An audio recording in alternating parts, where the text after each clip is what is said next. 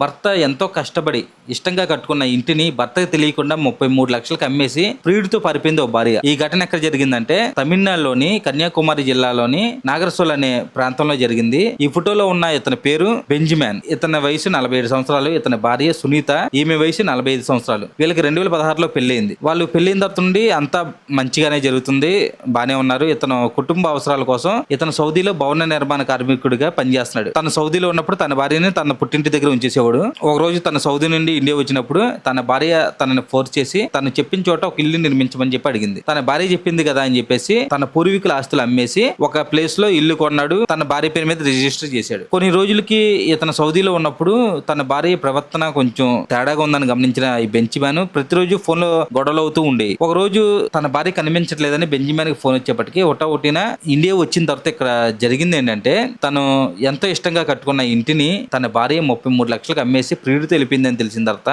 తను చాలా షాక్ అయిపోయాడు. ఈ విషయాన్ని తను జీర్ణించుకోలేక ఒక సెల్ఫీ వీడియో తీసుకున్నాడు. తన భార్య సునీత, బాయ్ ఫ్రెండ్ సైజు, తన భార్య చెల్లెలైన షీలా, ఇలా ముగ్గురు తన మరణానికి కారణమని ఒక సెల్ఫీ వీడియో తీసుకొని విషం తాగి చనిపోయాడు. ఆ తర్వాత పోలీసులు వీళ్ళ ముగ్గురు గురించి గాలింపు అయితే మొదలు పెట్టారు.